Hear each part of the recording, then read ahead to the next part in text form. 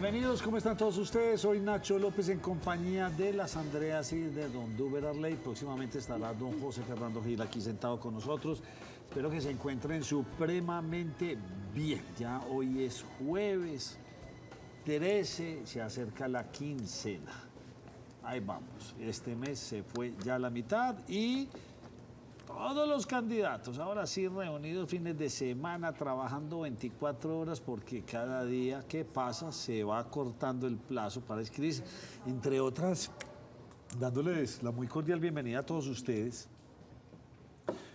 ¿Cuánto puede valer el seguro, la póliza que tiene que comprar un candidato ahora para lanzarse? Va como entre 130 más o menos, 150. Sí.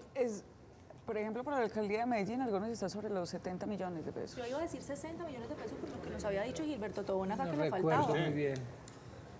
Nacho, José, ¿qué hay? estoy especulando, pero me aventuraría en el caso de la gobernación de Antioquia una cifra cercana a los 200, 300 millones de pesos. Usted se fue al otro extremo. María Andrea escogió el Sobre seguro 70. más barato, el que no da garantías, y usted le pegó más o menos unos 120 millones de pesos Costoso. esa póliza. Me lo estaba ¿Para cuál de contando. las Alcaldía. territoriales? Y para Alcaldía? gobernación, No, al gobernación no averigüe, pero está por los mismos lados. Sí. yo pienso que debe ser un poco más, Nacho. Sí. Pero costoso. Es un case, entonces, imagínese, ponga 100. ¿Más cuánto le costaron las firmas? ¿A 200, a 500, a 1000 pesos firma? ¿Más cuánto le vale? O sea, y Pero vaya- recordemos que eso también se lo va a retribuir, inmediatamente hayan votaciones, pues eso también. Pues sí y no, porque recordemos que al final, ¿cuántos serán los candidatos que lleguen, que tendremos en el tarjetón?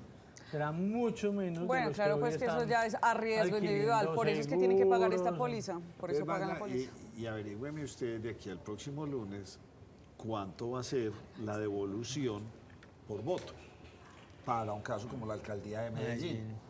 Le van a devolver 2.000, 3.000 No, pesos. mucho más, 5.000, Nacho. no sé. La última vez que yo recuerdo y fue hace muchos años. No, usted no la era contó como aquí. 3.700 pesos, pero hace muchos años. Saca usted No sé ahora cuánto 3.700 es. pesitos por 20.000, por 50.000 votos, porque el que más sacó el anterior fueron 300 y pico, y un poco más de fue votos que Daniel sacó Quintero. Daniel Quintero.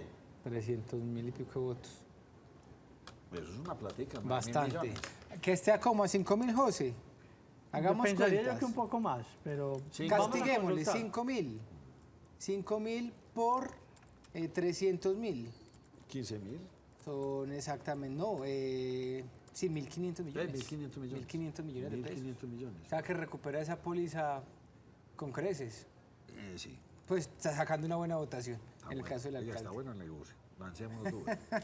No. ¿Cuántos votos Yo podríamos me voy tener? para su campaña, Nacho Eso, se López. van y ya, y nos repartimos eso miti con todos y listo. Ay, ay, ay. Suponiendo, Nacho, que saque 50.000 votos, son 250 millones de pesos.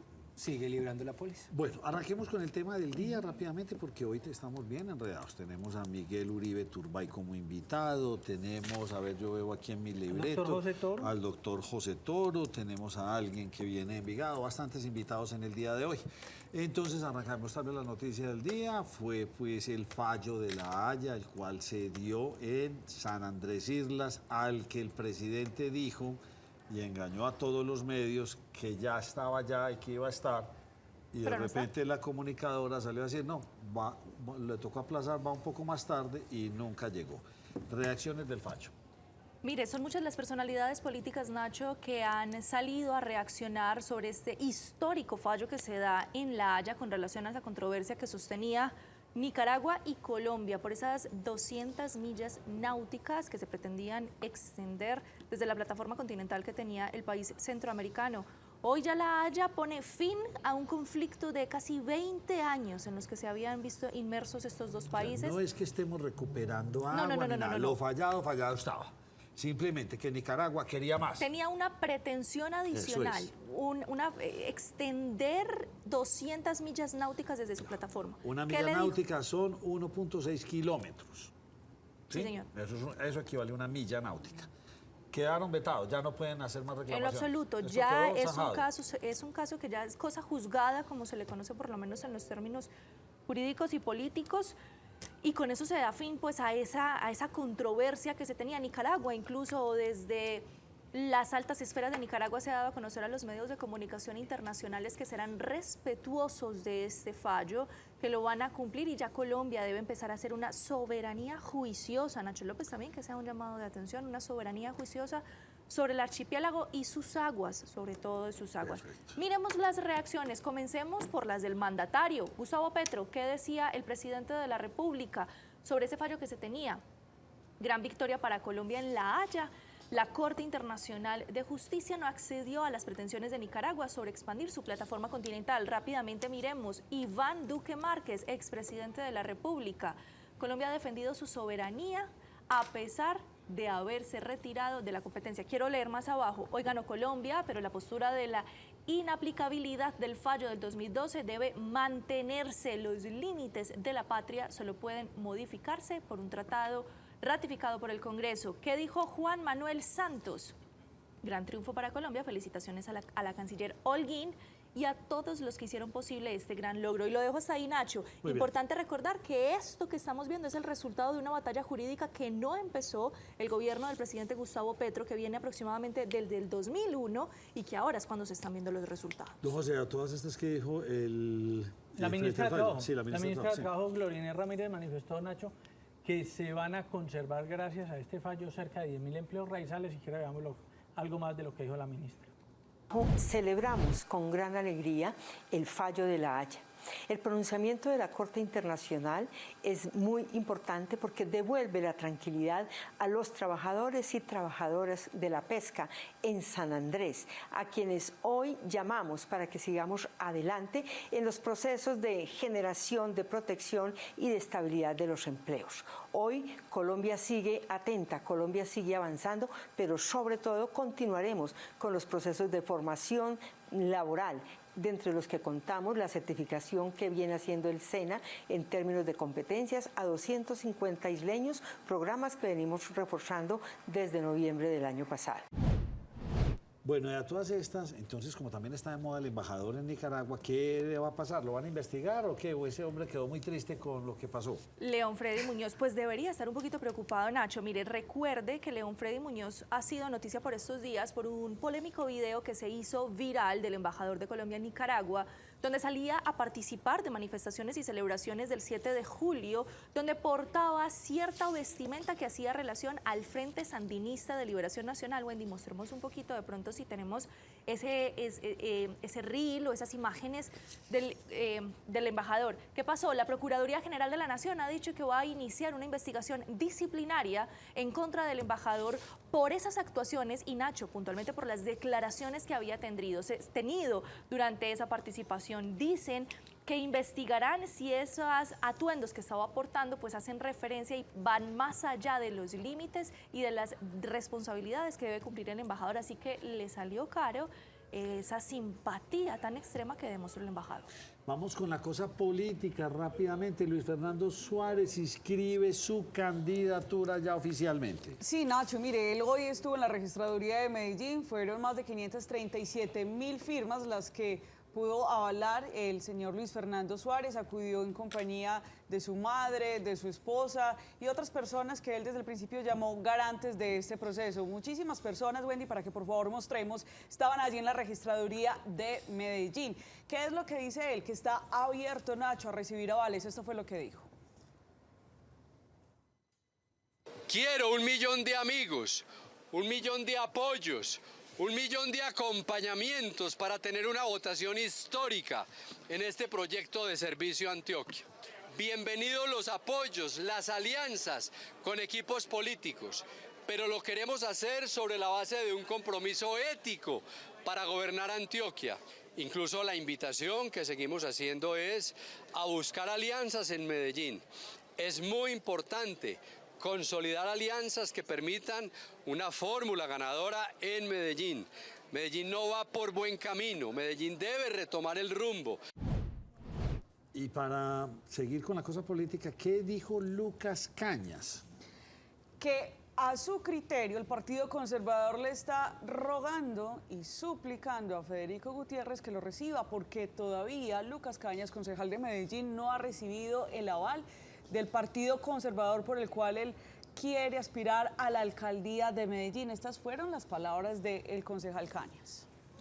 Hace años no tenemos alcalde de la ciudad y hoy no puede ser que el Partido Conservador quiera regalarse a quien no lo recibe. El partido no puede ser convidado de piedra, tiene que construir identidad propia. Es básicamente el Partido Conservador, un sector que le está rogando, suplicando y pidiéndole a Federico que lo reciba, pero Federico no lo recibe. Y es un error incluso estratégico pretender eso cuando el partido necesita sacar adelante sus listas a Consejo de Medellín, a la Asamblea y tener vocación de poder. Eso puede poner en riesgo ambas listas, a Asamblea y Consejo. Muy bien. Nacho, y si me permite, le meto Así la se le cuchara está ahí poquito. vinagrando la... Nada menos el aspirante a la gobernación de Antioquia, el señor Eugenio Prieto, está pidiéndole al Partido Liberal también que apoye a Federico Gutiérrez en su aspiración a la alcaldía de Medellín. Y es válido, pero me pregunto yo, el Partido Liberal que apoyó con Aura Marleni, Fabio Humberto Rivera, el mismo Flaco Mejía, aunque ahora ya se volteó, todo el periodo de Daniel Quintero, ¿con qué cara ahora está pidiéndole apoyo, pidiendo a recibir la antítesis o a apoyar la antítesis, la dinámica de la política, ¿no? Su cara. Pero exagerados, pues son descarados, diría yo. Sí, la dinámica. Vamos al mejor postor. Sí. No, No tiene presentación. no tiene presentador. A ver, dos noticias, una de Uber y otra María Andrea. Entonces, arránqueme usted. Creo que sí, mejor ella primero. ¿Qué le pasó al tranvía? Nacho, lo están deteriorando. Eso es una preocupación que tiene el Metro de Medellín porque el tranvía, que sabemos que circula por Ayacucho, en los últimos días, en la última semana, pues ha tenido tres, digamos, actos de vandalismo y le están rompiendo los vidrios. Parece que son actos deliberados, ocurren de una manera pues, que todavía el metro no ha podido establecer, pero parece que son vecinos del sector que están tirando objetos y eso es lo que ocurre. Pero la invitación es para que cuidemos el tranvía porque esto, Nacho, está generando una afectación impresionante dado que tienen que sacar todo un tranvía de circulación y pues por supuesto esto, más que el costo económico, genera esa afectación a las personas y esto es lo que nos dicen desde el metro. El tramo de Alejandro Echavarría y Loyola de nuestra línea de tranvía, donde desde el otro lado de la quebrada Santa Elena nos están arrojando algunos objetos contundentes, donde nos quiebran los vidrios laterales de los vehículos de tranvía al pasar por ese tramo del sistema. Esto pues nos genera una afectación muy fuerte, más allá de lo económico, de sacar el vehículo de la operación, es afectar las frecuencias del paso de los vehículos tranviarios por la hora, por los hechos, por cómo se quiebran los vidrios. Sí se identifica que son deliberados, alguien está arrojando al paso de los trenes algún objeto con el fin de generarle alguna afectación al sistema. Y hablando del tranvía, ¿qué operativos hubo, Uber? Nacho, un operativo de las autoridades de movilidad y policía quienes pues dejaron como resultado 38 sancionados. Hay que notar que fueron en total 26 comparendos los que se impusieron y 12 motos inmovilizadas allí en la carrera 49 en calle 49 con carrera 30 cerca de la placita de Flores, precisamente por parquear donde no se debe, allí en donde se mueve el tranvía, por circular precisamente por esta vía y por supuesto por obstaculizar la movilidad allí del tranvía. Anoche que salí del canal yendo a hacerme casa había el operativo. Oiga, habían por ahí, sin mentirle, más de 20, 25 motos ya montadas en el camión. O sea, es que necesitamos hacer estos controles. Es que aquí todo el mundo se estapa. ¿Vieron la fotografía de esta semana? Una motocicleta con 2 placas. Pues estas y todo. Entonces, y tenía el mecanismo, una cosita roja, subía y bajaba para tapar la una a la otra. No. Necesitamos a nuestros guardas, necesitamos a la policía en la calle haciendo más controles y recuperando la autoridad. ¿Por qué está peleando otra vez el fiscal Barbosa con el presidente Petro? Por las declaraciones del presidente Gustavo Petro en Buenaventura, Nacho. La situación de orden público en el país, usted sabe que cada día parece estar más difícil, parece estar agravándose. Sí, señor. Y las declaraciones del presidente Gustavo Petro en las que decía, y abro comillas, serán miles de jóvenes a los que les vamos a pagar por no matar, pues crearon bastante incomodidad en el fiscal general de la Nación, Francisco Barbosa. él le decía, es que esto no se puede resolver pagándole a los criminales. Y ojo a la frase, pagarle a los criminales es un incentivo a la criminalidad. Esto se resuelve cuando entendamos que hay millones de colombianos que también requieren oportunidades. Las palabras puntuales del fiscal sobre esas declaraciones del presidente Gustavo Petro. Y Duber, ¿cómo va este primer lamentable semestre del año 2023 frente a los líderes sociales? Muy mal, Nacho. Según un informe que presentó Indepaz, pues son 89 los líderes sociales que han sido asesinados en este primer semestre del año 2023. Dicen que los departamentos más afectados por esta situación han sido Antioquia, Cauca, Valle del Cauca, Nariño y Chocó. Además, se destaca que la mayoría de las víctimas son líderes de comunidades afrodescendientes, indígenas y campesinas. Organizaciones de los derechos humanos pidieron a las autoridades incrementar más medidas precisamente para evitar estos homicidios a los líderes sociales que trabajan por las comunidades. ¿Cuántos? 89. En 6 meses. Sí, señor. En 6 meses. Lamentable. Y lamentable ya volver otra vez a hablar de este tema. Desplazados en Segovia, ¿cuántas personas? 300 personas, Nacho, que permanecen afectadas en el municipio de Segovia por allí enfrentamientos entre grupos armados ilegales, especialmente entre el ELN y las autodefensas gaitanistas de Colombia. Pues son 98 familias con cerca de 100 niños que han resultado allí afectados, principalmente las comunidades de zonas rurales, los Arenales, el Aguacate, Montefrío, San José y El Pescado, quienes están bastante afectados precisamente, Nacho, porque han tenido que salir de sus territorios por estas confrontaciones entre grupos armados ilegales. El gobierno municipal está haciendo un llamado al gobierno departamental y nacional para que se tomen medidas urgentes allí en este municipio para que las personas que salieron y que están siendo atendidas allí en el casco urbano puedan retornar pronto allí a sus viviendas. Antes de irme a la pausa y recibir a nuestro invitado para hablar de este importante fallo para Colombia, aprueban lácteos de Colombia que... Para República Dominicana, sí. Nacho. Sí, señor, vea. ¿Pero alguna marca en especial o, o cualquier? No, para nada. Colanta, Alpina, cualquiera. No. Esto es una información que entrega ProColombia porque República Dominicana autorizó el ingreso de lácteos colombianos a ese país.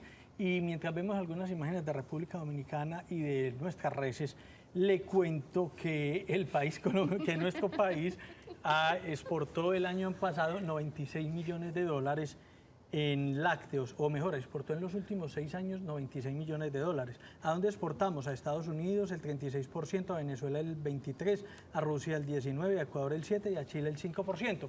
Solo el 5% de los lácteos que se exportaron a esas islas del Caribe. Sí. Y de ese 5%, Nacho, eso está concentrado prácticamente en 4 destinos. El 58% a Aruba, el 26% a Curazao, el 11% a Trinidad y Tobago y el 4% a Cuba. Ahí le estoy hablando del 99% de ese 5% de exportaciones de lácteos a países del Caribe. En el caso de República Dominicana, las cifras son interesantes porque ellos exportaron 30 millones de dólares el año pasado e importaron 1.476 millones de dólares. ¿De dónde importan ellos? De Estados Unidos, de Alemania, de Países Bajos, Dinamarca y Francia. ¿Y cuáles son los destinos de donde más se exporta? En el caso de Colombia, lácteos, que nuestras exportaciones, como les decía, son relativamente incipientes porque solo llegan a 96 millones de dólares en 5 años. De Bogotá el 35%, de Antioquia el 31%, de Cundinamarca el 10%, de Atlántico el 8% y de Santander el 4%. Bueno, nos quedamos con ganas de ver las imágenes de República, pero muy hábilmente dijo mientras vemos estas imágenes del lácteo y vimos puros solomitos, puntas de anca. Vimos los lácteos. Vea, le tengo un dato final, Nacho. Rápido porque me voy. En nuestras exportaciones de lácteos, 41 millones de dólares fue de leche, 31.9 millones de dólares fue de quesos y 14,5 millones de dólares fue de mantequilla. Muy bien, ya volvemos.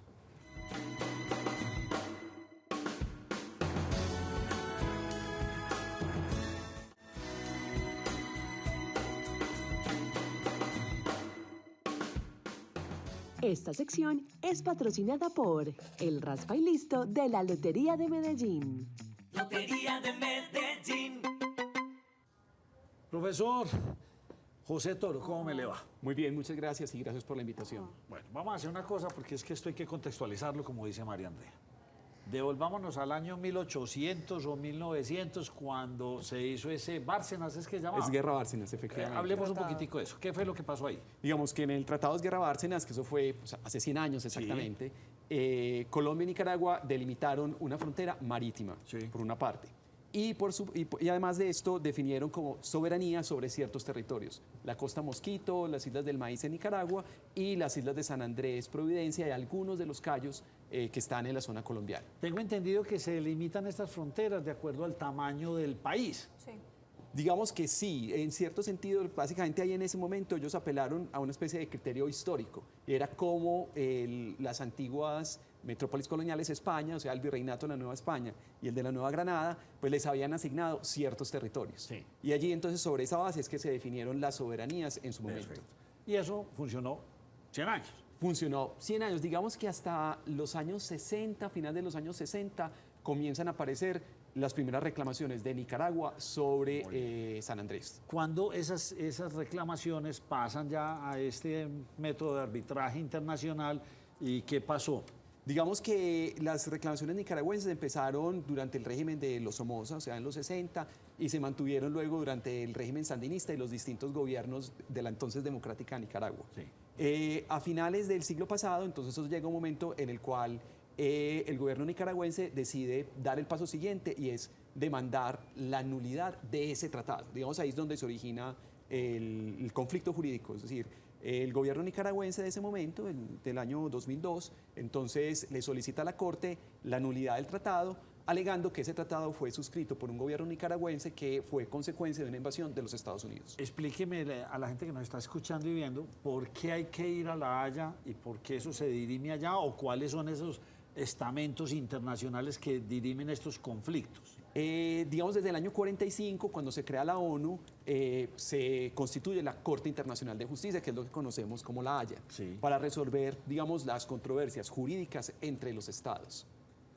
Adicional a esto, en el 1948, cuando se constituye la OEA, se suscribe el denominado Pacto de Bogotá, que es un tratado internacional entre los estados americanos para resolver cualquier controversia que no pueda ser solucionada diplomáticamente ante este tribunal. Entonces allí, digamos, cuando no se dio el acuerdo entre Colombia y Nicaragua sobre esas reclamaciones y sobre el alcance luego de pasado tanto tiempo sobre el tratado, Nicaragua da el paso siguiente y es demandar a Colombia ante la Corte Internacional de Justicia. ¿El Pacto de Bogotá existe o ya eso no existe? Digamos, el Pacto de Bogotá existe, solo que después de la sentencia del 2012, Colombia decide lo que técnicamente se conoce como denunciarlo y es retirarse de eso y definir caso por caso si acepta la jurisdicción, es decir, si la Corte de la Haya tiene competencia para resolver cada proceso. Entonces esto venía de los 60. Si en el año 2012 sale el primer veredicto. Correcto.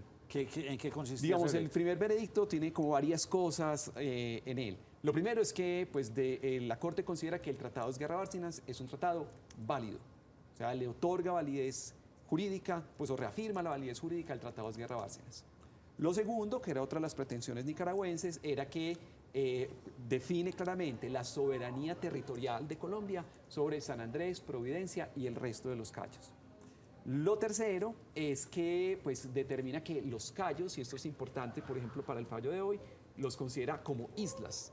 Tenemos que pensar que algunos de estos cayos en realidad son simplemente formaciones rocosas que aparecen en los momentos de marea baja y que quedan debajo del nivel del mar en los momentos de marea alta. Pero el punto, digamos, crítico es donde pues, estaría como el debate que se ha generado aquí en Colombia, es que la Corte además decidió que iba a delimitar las zonas marinas. ¿Qué ocurre? Que cuando se celebra el Tratado de Guerra Bárcenas, un conjunto de conceptos de la frontera marina es una frontera variable, es decir, no es fija, sino que tiene distintas modalidades, pues no existían. Esto que hoy hablamos de plataforma continental, zona económica exclusiva, zona contigua, eso no existía en ese momento, entonces la Corte considera que ese tratado, el Guerra Bárcenas, no delimitó esa parte. Y ahí entonces donde se considera que pues, Nicaragua tenía derecho a una zona, Colombia a otras. Digamos, la pretensión inicial de Nicaragua es que toda esa zona, la zona económica exclusiva, fuera nicaragüense. Sí. Entonces, digamos, en esa entonces sale ese fallo y se nos va 1 millón de kilómetros. Se nos va un porcentaje de lo que consideramos como agua. la zona económica exclusiva de Colombia, pero al mismo tiempo le otorgan, digamos, le conservan otra. O sea, ese es un fallo que podría ser pues, malo para Colombia en ese sentido, pero al mismo tiempo tampoco fue, digamos, las pretensiones de Nicaragua no tuvieron pleno éxito porque la pretensión nicaragüense era quedarse con la totalidad de ese espacio marino. Pero finalmente Nicaragua ganó. Sí, claro, ganó, es que digamos, ganó cualquier en el sentido espacio que era logró pérdida. una cosa del conjunto de asuntos que pedía, de las pretensiones, y era que le otorgaran un componente de la zona económica exclusiva. Pero el dilema no terminó en el 2012. No terminó en el 2012. Siguieron ellos dando la pelea y que era lo que estaban peleando desde el 2012 hasta el fallo de hoy. Exacto, digamos que pasaron dos asuntos. Digamos, pues como sabemos, la reacción de Colombia fue negativa frente a ese fallo. Y una de las reacciones es lo que pues, mencionábamos hace un rato, y era que pues, retirarse del Pacto de Bogotá. ¿Qué ocurre? Que cuando los estados se retiran de los tratados, eso no tiene efectos inmediatos, sino que en los tratados se establecen una especie de periodos en el cual esos efectos del retiro pues, tienen efecto. Y ese Pacto de Bogotá tenía 2 años para entrar en vigor el retiro de Colombia. Entonces Nicaragua, antes que pasara ese término, para no entrar a debatir si la Corte tenía o no competencia para el asunto, demanda a Colombia en 2 dimensiones. La primera, que Colombia no estaba cumpliendo el fallo, cosa que era un poco extraña en ese momento, a pesar pues, de las reacciones políticas, porque pues, en realidad había pasado poco tiempo. Y la segunda era tratar por otra vía de buscar lo que la Corte le negó, y era que a través de la declaratoria de la Plataforma Continental Extendida, pues le otorgaran unos derechos que fueran hasta el límite máximo desde su costa hasta esas 350 millas náuticas. Que ahí es apelando al argumento que daba Nacho López, es con base en el país extender su plataforma marítima, no basándose en ese acuerdo que ya tenían, sino apelando a otra figura que es la extensión. Exacto, la extensión de la plataforma continental. Digamos que esos elementos de la frontera marina se vienen a definir a comienzos de los años 80 en la Convención del Derecho del Mar, la CONVEMAR, y ahí se crean una serie de conceptos como zona económica exclusiva, plataforma continental, etc. La plataforma continental se entiende que, si geográficamente existe, es de 200 millas náuticas, pero se puede solicitar su extensión, si geográficamente existe, hasta 350. Y es lo que Nicaragua, en este caso, estaba solicitando. Bueno, abogado, acá frente a esto que usted nos está contando, el equipo que defendió para que realmente Nicaragua no se metiera más, esto viene de gobiernos atrás, Santos, Duque y ahora Petro, pero digamos, ¿a quién se le puede dar este logro como equipo de defensor y quiénes lo componían? Porque tengo entendido que incluso fueron raizales también a defender. Sí, digamos que generalmente la gran crítica que se le ha hecho a la estrategia de Colombia es que por gobierno hemos tenido equipo de defensa o representación jurídica ante la Corte. Equipo hay. Entonces, digamos, hay equipo por cada gobierno. ¿Cuál ha sido la dificultad que veíamos en los equipos anteriores? Que generalmente los delegados, especialmente colombianos, no eran personas técnicas en derecho internacional, sino que eran abogados muy reconocidos, expertos en distintas materias, pero que no, digamos, tenían esa experticia en el marco del derecho internacional. Generalmente acompañados por unos expertos de otros países, que es algo usual en ese sentido. Este equipo actual, que es relativamente reciente, pues sí tiene, digamos, 3 representantes que son expertos en derecho internacional. El señor Valencia Ospina, que es un colombiano que ha hecho una trayectoria en distintas instancias internacionales, fue secretario de la Corte Internacional de Justicia, fue miembro de la Comisión de Derecho Internacional, la viceministra de Relaciones, que tiene ese componente también raizal, y la actual embajadora ante los Países Bajos, Carolina Larte, que pues es una experta profesora de Derecho Internacional y reconocida en la materia. Entonces, digamos, ahí puede ser el punto tal vez de diferencia. Digamos, ahí también este equipo tuvo una ayuda a la Corte, por decirlo entre comillas, y es que la Corte redujo el marco de la diferencia y eso posibilitó que el equipo se concentrara en un solo punto. Profe, en palabras bien sencillas, ¿hoy qué fue lo que ganamos? Digamos que hoy lo que ganamos fue no evitar perder. una pérdida de territorio. Fue no perder. Exacto, digamos, fue evitar que la Corte considerara que, por una parte, quedaran enclavados en términos de plataforma continental San Andrés y Providencia, y 2, que extendiera esa frontera marítima de la plataforma continental de Nicaragua hasta las 350 millas náuticas. ¿Cuáles fueron las motivaciones que consideró la Haya para negar esa pretensión de Nicaragua? Digamos que no es usual que los estados soliciten esa extensión de las 350 millas náuticas, principalmente porque eso casi que va a conducir que esta se traslape, se choque con las de otros estados. Porque finalmente se metería en Colombia. Exactamente. Entonces la Corte lo que, digamos, le planteó a los estados, y eso fue lo que ocurrió a finales del año pasado, era primero que si habían reglas en la costumbre internacional que permitieran que esa extensión de la plataforma continental generara un traslape. Y dos, si de las normas de la Convención del Derecho del Mar, que Colombia negoció pero no la ha ratificado, podían considerarse costumbre internacional. Entonces, digamos ahí, ¿qué ocurre? Pues que básicamente los estados cuando traslapan negocian. Y en consecuencia, pues no hay una costumbre ni una práctica internacional para que haya cruce de estas plataformas continentales sin que medie una negociación de los estados. Profe, esto que estábamos viendo acá era una maniobra que ya había tenido Nicaragua como una segunda alternativa para buscar expandirse. ¿Tiene más alternativas? ¿Tiene otras opciones para seguir buscando sus pretensiones de expandirse? Digamos que en este momento es difícil porque la Corte, de hecho, digamos, fue un asunto que podríamos decir sí es muy favorable a Colombia. La Corte declaró cerrado el caso. En ocasiones, digamos, la Corte deja abierto el caso para terminar de precisar el alcance. Digamos, aquí la Corte descarta de plano, luego de responder esas dos preguntas que le hizo a los estados, las tres pretensiones de Nicaragua. Entonces, digamos, aquí podríamos decir que sí podemos considerar que hay un cierre, pero podríamos llamar la saga de los casos de Colombia contra Nicaragua. Los raizales se quejaban mucho, se han quejado mucho de los hostigamientos por parte de Nicaragua cuando están ejerciendo la pesca allí en esas aguas. ¿Cómo queda entonces la situación ya saldado todo esto? ¿Qué pueden y qué no pueden hacer? ¿Dónde y de qué manera? Digamos que ahí pasan dos cuestiones. Lo primero, hay una serie de acuerdos bilaterales donde sí se permite ese tipo de práctica artesanal.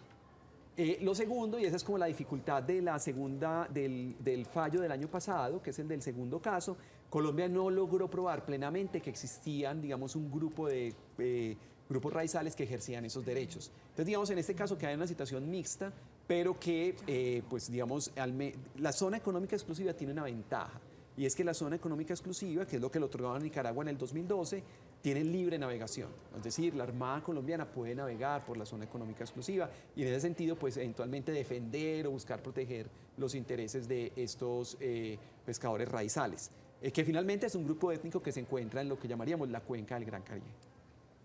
Desde el año 1821, mejor dicho, hace 194 años, ¿cuánto territorio ha perdido Colombia? Millones de kilómetros. Digamos, el 50% de su territorio. Son los datos que salen actualmente en diferentes redes. Empezamos con Venezuela se perdió, con Ecuador, con Brasil, o sea, Perú. Bolívar había viajado a un país muy grande y se fue perdiendo. ¿Quién iba a preguntar? Nicaragua. Perdón. Nacho, una pregunta corta. ¿Colombia puede utilizar herramientas como las que utiliza Nicaragua para tratar de ganar parte de esto que está mencionando Nacho, tierras perdidas en los últimos 100, 200 años? Digamos que es difícil. ¿En qué sentido? Digamos que, pues, precisamente la primera partición del territorio, pues, fue la decisión de la Gran Colombia, y allí, pues, quedó claramente definido, o quedaron claramente definidos 3 estados, o sea que allí no podría ejercer esa pretensión. Pues la siguiente, pues, fue la pérdida de Panamá, que finalmente luego Colombia, Panamá y los Estados Unidos lo van a acordar bajo un tratado, y en el cual Colombia recibe una indemnización por esa pérdida. Lo tercero es que, digamos, la frontera amazónica es una frontera que era, en el fondo, muy indeterminada, y básicamente lo que fue una acción muy asertiva de Brasil a comienzos del siglo XX fue empezar a negociar tratados no solamente con Colombia, con Perú, con Venezuela, para definir esas zonas, y allí entonces donde se puede dar como esa pérdida de territorio. ¿Qué pasa? Que en ese lapso de tiempo, pues Colombia con esos estados suscribió tratados internacionales. Y los tratados internacionales están claramente consolidados y es difícil, digamos, que Colombia pueda demandarlos. Solamente hay un espacio, digamos, que no ha sido determinado por Colombia y es la frontera marítima con Venezuela. La frontera marítima con Venezuela, pues, sigue en un estado de indeterminación, no hay un tratado, no hay ningún tipo de acuerdo, no hay ningún tipo de controversia. La Comisión Binacional lleva mucho tiempo sin reunirse. Y pues habrá que ver si eso tendrá un horizonte próximo, pues dadas las circunstancias políticas de estos estados. Pero es porque no hay controversia, básicamente. O sea, esta clase... Y menos con este gobierno. Esta clase de hechos se dan es precisamente porque uno de los dos estados manifiesta su inconformidad con lo que se tiene y pide que se rijan las leyes y que se efectúen lo que se tiene que hacer. Correcto. Digamos, en situaciones de indeterminación, un estado puede demandar a otro para que sea un tercero, como por ejemplo la Corte, pues la que determine. En este caso de Colombia y Venezuela, Digamos, la particularidad de Colombia y Venezuela es que las fronteras entre Colombia y Venezuela, salvo una pequeña parte, han sido definidas por arbitrajes. De finales del siglo XIX, comienzos del siglo XX, y el otro también de comienzos del siglo XX. ¿Qué ocurre? Que digamos que históricamente Colombia ha sido demandado y nunca demandado. Entonces habría que ver si eso supone un cambio, pero yo lo veo difícil en el futuro próximo. Profesor, gracias por habernos acompañado. Pues muchas gracias a ustedes por la Hicimos invitación. un panorama ahí rápido, pero interesante. Creo que aprendimos. Sí, señor, mucho. A ustedes, una breve pausa. Vamos con otro invitado. Ya volvemos. Universidad Católica Luis Amigó, formar para transformar. Estudia especializaciones en Derecho de Familia, Infancia y Adolescencia o Derecho Penal y Criminología. Inscripciones abiertas 604-448-7666, www.ucatolicaluisamigó.edu.co. Vigilada Mineducación.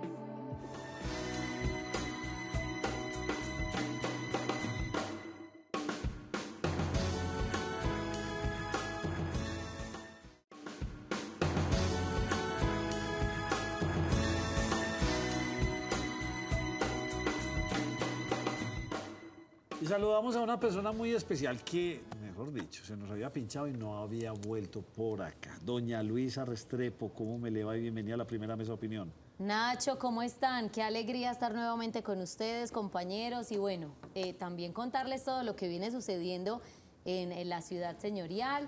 Estamos en Juntos Sumamos por Envigado, un espacio informativo donde les vamos a contar. Y hoy, Nacho, pues vamos a hablar de impuestos y vamos a hablar de la campaña Envigado Tanquea en Envigado. Desde la Secretaría de Hacienda hoy nos acompaña Paola Henao. Ella es la directora de Impuestos y Fiscalización precisamente de esta dependencia. Paola, bienvenida. Buenas tardes, Luisa, buenas tardes, Nacho, y a todo el equipo Nos Cogió la Noche. Muchas gracias por la invitación. Y bueno, hablemos, Paola, precisamente de esa campaña que se adelanta desde la ciudad señorial y desde la Administración Municipal Juntos Sumamos por Envigado. Envigado Tanquea en Envigado es la invitación que ustedes están haciendo, pero ¿por qué hay que hacerlo? Claro que sí. La campaña Tanquea en Envigado corresponde a la sobretasa a la gasolina. ¿Qué es la sobretasa a la gasolina? Es aquel valor que es la contribución por la venta de la gasolina, sea corriente o extra, que se vende en el municipio de Envigado. Esos ingresos que se generan por esa sobretasa a la gasolina son ingresos corrientes de libre destinación. ¿Qué quiere decir?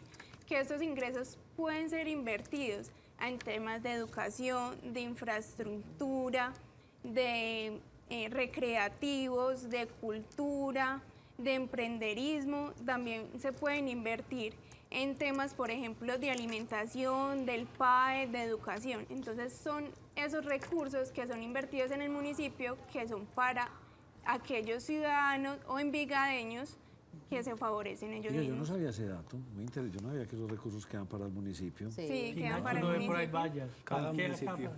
¿Y usted tiene cifras? Claro que sí. Más o menos cuánto le queda al municipio para poderlo invertir. Nosotros nos queda, o esperamos que nos quede en el municipio de Envigado este año, una cifra de 6.727 millones. Ah, pero muy poquito, pensé No. que era más. Ah, ¿Y yo pensé y que me iba a cuál hablar de era la 30 bomba de mil. gasolina tiene Envigado? 13 bombas de gasolina tiene el municipio ¿Y de qué Envigado. porcentaje de lo que uno paga en la tarifa es para impuestos del municipio? Claro que sí, va el 46% para el municipio de Envigado, el 54% va para la nación. O sea, muy pero alto, de, pues. de De ese, los pero impue- del no de los, componente de los 14.000 poscales al galón, no, no. No. Sino esa parte sí, porque si no, las Y cuentas... de los 14.000 del galón es más o menos cuánto lo que se dan impuestos para Envigado, por ejemplo. Para Envigado, por ejemplo, un galón, porque con eso se mide, digamos, Sí. la gasolina, por ejemplo, de corriente, quiere decir 1.038 pesos. Ok. Mientras que en extra es 1.479 pesos. Oiga, pero ya me gustó su campaña. Claro, porque es que los habitantes del municipio de Envigado, si estamos haciendo esa gestión, pues estamos apoyando. Y ustedes, pues que en un municipio bastante organizado y bien bonito, pues esto es un aporte bien interesante de esa, Luisa. Sí, Nacho, además porque pues lo que ya está diciendo la directora de impuestos, pues todos esos recursos que quedan precisamente de esas sobretas y de ese recaudo, pues van a las obras. El alcalde Braulio Espinosa Márquez, si bien ustedes lo recuerdan, a inicio de su gobierno dijo, voy a entregar 110 obras. Y pues en el momento estamos entregando 140 obras, Nacho. Yo creo que es el municipio del área metropolitana que más obras ha entregado, Ustedes bien saben que Envigado tiene muy buenos recursos, pero hay que saberlos invertir y esta es una de las formas que se puede recaudar esos recursos, se pueden invertir de buena manera y pues esta es la forma como la Administración Municipal de Envigado viene trabajando, directora.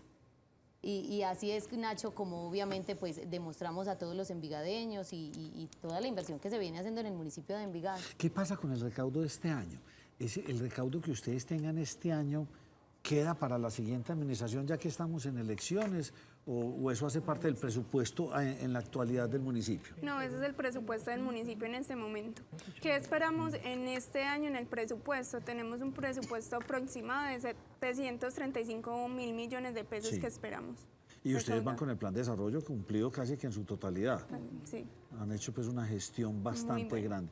Entonces, ¿a tanquear allá, Luisa? A tanquear allá, Nacho, en alguna de esas 13 estaciones que tiene el municipio de Envigado. Hablemos rápidamente, que se nos va el tiempo, del tema del predial, o sea, del Claro que impuesto sí. que hay que pagar también en el municipio. Sí, ya estamos en el segundo semestre del impuesto predial, a pesar de que el impuesto predial se causa anual, en el municipio de Envigado se paga semestral. El segundo semestre, el primer vencimiento, que es sin recargo, es hasta el 29 de septiembre, con recargo hasta el 31 de octubre. También quiero decirles que tenemos las facilidades de acuerdos de pago, son 12 cuotas sin interés de financiación y pueden suspender los intereses moratorios, que es lo más importante. También tenemos más de 12 cuotas con un interés de financiación del 1% y también suspendemos los intereses moratorios. Y se puede pagar a través de plataforma. Claro que sí, se puede pagar en el portal tributario, aireportal.envigado.gov.co, en el primer piso de la alcaldía municipal y también en las entidades bancarias que tenemos enlaces. Ella es Paola Henao, la directora de Impuestos y Fiscalización del municipio de Envigado. Desde la Secretaría de Hacienda, la invitación es entonces Envigado, tanquea en Envigado, pero sí, visitantes y turistas también lo quieren hacer, pues bienvenidos, Nacho. Estamos bien con las finanzas, este año está tranquilo. Sí, estamos muy bien con las finanzas. La calificadora Fitch Rating volvió y afirmó la calificación más alta para el municipio de Envigado, AAA F1+, entonces vamos muy bien. ¿Son buenos pagadores los envigadeños? Somos muy buenos Es pagadores. que Medellín, Envigado tiene como fama de eso, a diferencia de muchos otros municipios del país, hay una cultura de buen pago, de pago. predial y de todo esto que funciona muy bien. Sí, por ejemplo, en predial tenemos una cultura de pago del 85%, el 90%. Sí. ¿Cuánto esperamos recaudar este año en impuesto predial? 139 mil millones. ¿Y cuánto vamos en este momento? Vamos 106.500 millones, que va al 76%. Yo ya sé por qué la mandaron a usted lo convence a uno, una cara agradable, tan, que yo le pago, ¿sí o no? Así es. Qué rico, me encanta Envigado, siempre envidioso. Espero volver allá Bienvenido. al concurso ese de las empanadas de juez. Ya vienen las fiestas, alístese, Allá Nacho. estuve de juez, de jurado, comí empanadas deliciosas y sigo comprando empanadas y morcilla en Envigado, apréndame. Hay que Estos apoyar juntos- a los emprendedores, a doña María Ecenida, hay que apoyarla, a los emprendedores. Y ahora Así tanqueando en Y Envigado. ahora tanqueando, ¿sí o no? Claro que Muchas gracias, muy querida A por ustedes. venir, de verdad que sí, los felicito. Ustedes saben hacer la tarea en este municipio, envidia de muchos. Muchos municipios deberían mandar a su gente a aprender a Envigado cómo se hacen las cosas. Yo no sé por qué, pero y no es que esté de salamero ni de lamo, pero es que lo hacen. Sí se puede, ¿no? Sí, no se puede. Luisa, vuelva. Obvio, Sí. obvio. Aquí estaremos, Nacho, con toda la información de la ciudad señorial. Muy bien, vamos a hacer una pausa y vamos con el congresista Miguel Uribe Turbay a hablar de cosas nacionales. Ya volvemos. Hoy les traemos recomendaciones de salud oral. Me está acompañando el doctor Felipe Gómez. Bienvenido otra vez a su casa, doctor Felipe. Hablemos de Vivart Dental Clinic. Muchas gracias por tenerme aquí otra vez. Bueno, Andrés, realmente Vivart es una clínica ya muy conocida pues, por algunos ciudadanos de aquí de Medellín o incluso del país. Es una clínica que ofrece todos los servicios odontológicos, ofrecemos todas las especialidades. Es un punto a favor pues, para aquellos pacientes que de pronto estén buscando como ese tratamiento global o ese tratamiento bien completo. En la clínica lo podemos ofrecer. Además pues, de la experiencia que ya nosotros tenemos en cirugía, en ortodoncia, en endodoncia, periodoncia, todas las especialidades. Siempre hemos hablado de un producto, doctor, o un servicio mejor, el All on 4, que sigue siendo el producto estrella que ustedes tienen en Vivar, y quiero que se lo recordemos a quienes nos están viendo en casa. Bueno, este tratamiento realmente, André, sigue siendo un tipo de tratamiento muy revolucionario porque aleja a los pacientes de esa prótesis removible, de prótesis de quitar y poner o cajitas de dientes. Incluso aquí vamos a ver un caso clínico de un paciente que decidió hacerse su tratamiento primero en el arco superior y después de ver los beneficios de esta prótesis, pues se hizo su tratamiento en la parte inferior. Esto, digamos que trae como punto a favor la comodidad. El paciente no se tiene que retirar absolutamente nada de la boca. La masticación se puede recuperar completamente, la pronunciación de las palabras y lo más importante es la seguridad de estos pacientes. En el caso de este paciente, por ejemplo, los resultados se pudieron ver inmediatamente, pues porque es un tratamiento que permite ver resultados el mismo día que se hace, el mismo día que se hace la cirugía. Ese mismo día se instala una prótesis provisional y a partir de ese momento el paciente puede hacer uso de sus dientes común y corriente para la masticación o el habla. Doctor Felipe, contacto y sedes, porque ustedes están estrenando una sede y hay que hablar de ella. Así es, Andrés, estamos muy contentos de estrenar la segunda sede aquí en la ciudad de Medellín. La principal sigue siendo en Medical, en el sector del Poblado. Esta segunda queda en el Centro Comercial San Diego. Esto lo hicimos con el fin de que los pacientes de otros sectores de la ciudad, de varias partes, tuvieran acceso a los servicios que nosotros ofrecemos. Entonces, digamos que es mucho más cercano para los pacientes. Aquellos que de pronto estén interesados se pueden comunicar por WhatsApp a la línea nueva que tenemos, que cambiamos de la anterior. Es el 324-577-8237. Los pacientes pueden escribir por ahí y pedir su cita de consulta completamente gratis. Doctor Felipe, gracias por acompañarnos. Andrea, a ti muchísimas gracias. Y a todos ustedes, muchísimas gracias. Quédense conectados con toda la programación del canal Cosmovisión.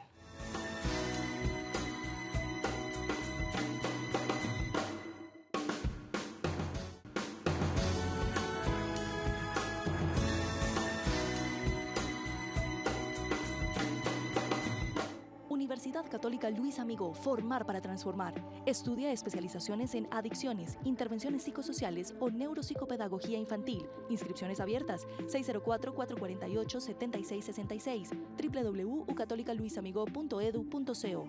Vigilada Mineducación.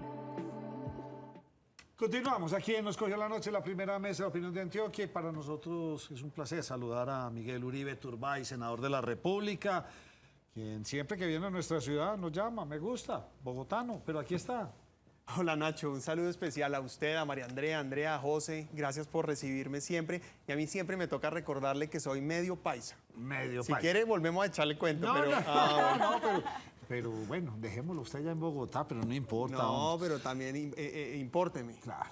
Senador, oiga, usted se volvió demandante y bien interesante, o sea, reforma tributaria, ahí estuvo al frente. Plan de desarrollo, estuvo al frente. ¿Cómo le fue primero con la tributaria y la demanda que usted interpuso? Nacho, eso es un tema central porque hay que decirle a los colombianos que la oposición que hacemos no se reduce solo al trabajo legislativo. Es decir, en el Congreso damos todas las peleas, ustedes han visto, hemos logrado, si se quiere, me excusan la palabra, peluquear esos proyectos inconvenientes para no sacarlos en el estado ideal, pero sí mucho menos dañinos, y al mismo tiempo lograr frenar buena parte de esas reformas como lo logramos este semestre. Pero también cuando salen las cosas, vamos a la justicia. Yo presenté la demanda, que es lo que usted me está preguntando, por inconstitucionalidad de la reforma tributaria en la Corte Constitucional y fue admitida. Hoy la están estudiando. ¿Por qué tema? Por los vicios de trámite, es decir, porque este gobierno cogió la maña de hacer marrulla permanente tras marrulla, politiquería, arbitrariedad en el trámite de los proyectos. Y esa es la manera en la que nos están aplastando en el Congreso. Entonces, ya la aceptaron, la están analizando. Si se toma la decisión de que los fundamentos presentados son viables, los que yo planteo, pues se cae la reforma tributaria. Pero usted demanda por la forma o por el fondo. Aquí ¿Por la forma en la que le presentaron o es que no le gustó o hay muchas partes de la reforma que usted dice definitivamente son inconvenientes para el país? No, Nacho, no me gusta nada, porque es que lo que la reforma tributaria termina haciendo es un golpe fulminante al sector productivo y al sector privado, que finalmente es el que estimula el crecimiento económico, y el crecimiento económico es la única vía, si se quiere, para acabar la pobreza. Y entonces este gobierno, de manera miope, terminas destruyendo, asfixiando al sector productivo, a las empresas, emprendimientos, industrias, que son los únicos que ofrecen oportunidades para que la gente salga de la pobreza. Entonces, nosotros consideramos que la reforma tributaria, el Plan Nacional de Desarrollo, la reforma laboral, todos los anuncios de este gobierno terminan cada vez más generando incertidumbre y esa incertidumbre está haciendo que las empresas no inviertan, las internacionales buscando otras alternativas y las mismas nacionales o saliendo del país o reduciendo su capacidad de operación. Pero la razón por la que la demando no es fondo, diciendo todo lo que acabo de plantear, que además, vuelvo y repito, logramos sacar muchas de las cosas inconvenientes en el debate, sino es el fondo, porque este gobierno, mira, el mayor riesgo de Gustavo Petro es que es antidemocrático. No es ni siquiera su ideología, es que es antidemocrático, no cree en las instituciones. Y eso lo replican en estos proyectos. Nos aplastan de manera absurda, vergonzosa, no nos permiten el debate, no hay publicidad, no hay deliberación. Y así lo sacaron y por eso la demandé. Muy parecido a lo que pasó en el Plan Nacional de Desarrollo. Pero permítame entender una cosa. Ya se la aceptaron. Sí. ¿Qué pasa si dicen, señor, tiene toda la razón, senador, eso no va? Entonces, ¿qué? ¿Se devuelve todo? ¿Se cancela todo? ¿Qué pasa? No, lo bueno en la reforma tributaria, si eso llega a pasar, pues es muy bueno, porque se caen todos esos nuevos impuestos que generaron y entonces pues la gente va a tener un alivio, especialmente el sector productivo, porque toda esa reforma tributaria, mire Nacho, a mí me preguntaron en los primeros 100 días, ¿cuál fue el gran logro de Petro en los primeros 100 días? Hacernos el país menos competitivo casi del mundo, pero seguro de la región en materia de impuestos. Es decir, tenemos los impuestos combinados de socio-sociedad más altos de la región y unos de los más altos de la OCDE. Entonces resulta que en el mundo entero, que hoy usted escoge si quiere invertir en Zambia, en Puerto Rico, en Panamá o en Bogotá, y entonces resulta que ahora usted evalúa un montón de criterios y lo que están viendo es que Colombia no es favorable para las inversiones. Entonces, ¿qué está terminando? ¿Qué es el planteamiento que hacemos aquí? Y es que nosotros tenemos que buscar es generar combatir la evasión, es decir, los que no pagan impuestos, pero usted no puede seguirle cobrando a los mismos de siempre, asfixiándolos y evitando que inviertan o generando incertidumbre. Y en el Plan Nacional de Desarrollo el tema sería diferente. No, espere, vamos para enseguida para el desarrollo. Quiero dejar como claro. ¿Y existe algún antecedente de...? Claro, además hay un antecedente muy reciente. En el 2018, el gobierno anterior presentó una reforma tributaria, que en aquel momento la llamaron Ley de Financiamiento. Esa reforma, por los mismos vicios, Nacho, es decir, decían que no había cumplido el trámite, la tumbó la Corte Constitucional y al gobierno de ese momento le tocó tramitar otra y logró con las mayorías tramitar otra. Perfecto, entonces sí hay un antecedente que sí se ha dado. Claro, y por trámite. Es decir, es que el trámite es importante, Nacho, porque alguien dirá, uy, no, tan leguleyo usted que el trámite, no. El trámite en la deliberación de proyectos es lo más importante porque finalmente es lo que garantiza la deliberación, la democracia, la pluralidad, lo que garantiza la publicidad. Es que mire que este gobierno, por ejemplo, en la reforma tributaria, Gustavo Bolívar, que no sé si es afortunado o no que haya salido del Congreso, pero fue muy mal congresista, dijo en una grabación, es que nos tocaba aprobar la reforma tributaria como fuera las patadas porque cada día que pasaba perdía popularidad Gustavo Petro. Claro, era tan inconveniente para ellos que tenían que aprobarla a las patadas. Entonces eso lo que demuestra es que si uno no hace el trámite, que es lo que está pasando con la reforma a la salud, lo que pasó con la reforma laboral, es que si no se permite el trámite, pues la gente y la ciudadanía entonces no sabe qué se está debatiendo y al final el gobierno atropella imponiendo. José Gil. Senador, usted manifiesta que todo lo de este gobierno es con marrulla. Ejemplos. No, por ejemplo, estoy hablando en el Congreso. Entonces, en el Congreso, reforma tributaria, no nos dejaban debatir. Usted puede creer, yo di esa pelea, no nos dejaban intervenir sobre las proposiciones que presentábamos. Y usted hace parte de la Comisión Tercera, que es la encargada directamente de debatir esos temas. Así es, Andrea. Entonces, yo lo que hacía era que presentaba proposiciones, no nos dejaban debatir. Pedíamos votar individualmente los artículos, no nos dejaban hacerlo. Y así sucesivamente. Eso pasó ahí. Pasó en el Plan Nacional de Desarrollo, que por eso también lo demandé. En el Plan Nacional de Desarrollo se aprobó prácticamente todo sin tener conocimiento de qué se aprobaba. Como en la reforma tributaria, yo le decía a los colegas, aquí les están metiendo 1000 goles. Voy a darles un ejemplo, el impuesto a la leche y al pan. Nosotros denunciamos que le estaban poniendo impuesto a la leche y el pan. Gustavo Petro nos dijo mentirosos en el Twitter y al día siguiente salieron proponiendo quitarle el impuesto a la leche y el pan porque se dieron cuenta que lo iban a aprobar sin darse cuenta. Es decir, sin haber leído. Eso pasó en la reforma tributaria, pasó similar en el Plan Nacional de Desarrollo, pasó en la salud. Ustedes vieron cómo impusieron, hoy lo logramos frenar en plenaria, pero en Cámara empujaron eso. La reforma laboral, hicieron las mismas marrullas. Voy a poner otro ejemplo, José. En el Congreso se presentan impedimentos, es decir, si hay posibles conflictos de interés, y se supone que lo que empezaron a decir en este debate en la Cámara fue, oiga, yo tengo una empresa que me donó, o mi papá es empresario, etcétera, yo no puedo, pues quiero poner a consideración si estoy o no impedido para debatir la reforma laboral. Y la respuesta siempre era no, no está impedido porque es un tema de asuntos generales, no lo está beneficiando usted, es un tema de política pública. Bueno, conclusión, con ese argumento liberaron a los de Petro y con ese mismo argumento bloquearon a los de la oposición. Entonces eso es una marrulla enorme porque entonces querían era sacar de la discusión a la gente que estaba opuesta a esa reforma y así sucesivamente.